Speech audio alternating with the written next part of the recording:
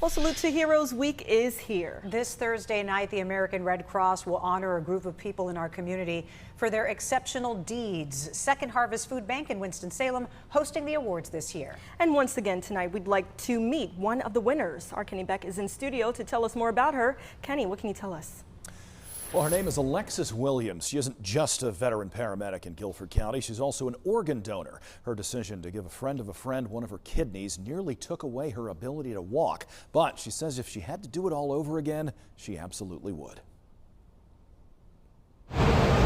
You wouldn't know it when she's walking or behind the wheel, but the fact that Alexis Williams is still able to serve Guilford County as a senior paramedic is an incredible achievement. I love being able to make a difference for people every day, and sometimes they don't need medical care. They really just need someone to talk to, and giving someone that outlet when they don't have anyone else is one of my favorite things about this job, and I don't see myself doing anything else other than that. Aside from responding to medical emergencies for almost a decade, Alexis has also experienced some herself. In 2022, I had a total hysterectomy, so I lost my ability, 28 years old, to ever have children. And that is part of what drew her to Shamaya Johnson of Rocky Mount. They first met about 6 years prior at a mutual friend's baby shower. But in the time that had passed, Shamaya was going through her own struggle, kidney failure in the third trimester of her pregnancy, a premature birth, and the death of her little boy after just 2 months. She was in a dark place. I wanted to give up. I'm going to throw in the towel. I'm like, you know what?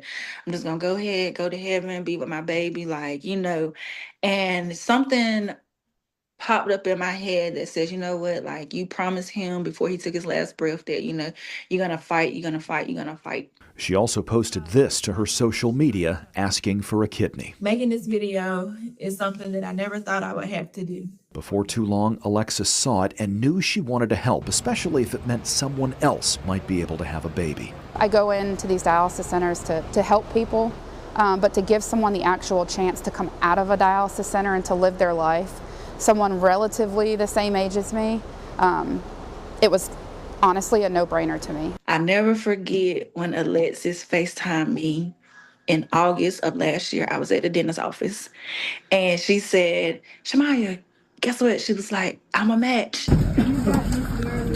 A month later, September 3rd, 2024, Alexis donated her kidney to Shamaya. But shortly after waking up, something didn't feel right. I was like, Mom, I can't feel my leg. I can't move my leg. Help me. During the procedure, her left leg sustained a femoral nerve injury. It's extremely rare, and she still doesn't know how it happened, but the impact was profound. The femoral nerve is what helps give you the function to be able to use your leg and to walk and to move. The initial prognosis was she would need a walker for the foreseeable future. Captain William Botts is one of her supervisors. What she's been through would have been a career ender for probably most people. Alexis isn't most people. She's had half a dozen procedures, then in April underwent a 12-hour nerve transfer surgery in Chapel Hill. It was relearning how to use this leg to make it take a step again.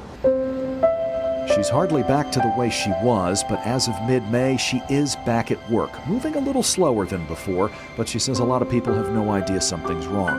The last year has been hard, but for her, it's also been worth it.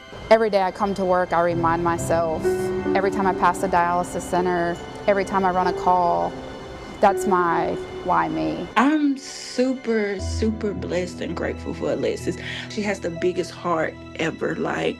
She would, if she could probably donate every organ in her body, she probably would. It's cliche, but I don't see myself as a hero. I just still see myself as a regular person that just did something out of the kindness of their heart to help the next person. And hopefully it just restores a little bit of hope in humanity that there's still good people in the world, because there is. Alexis tells me she has some good days and some not so good days and still a little bit of pain and swelling, but overall she says she's doing okay.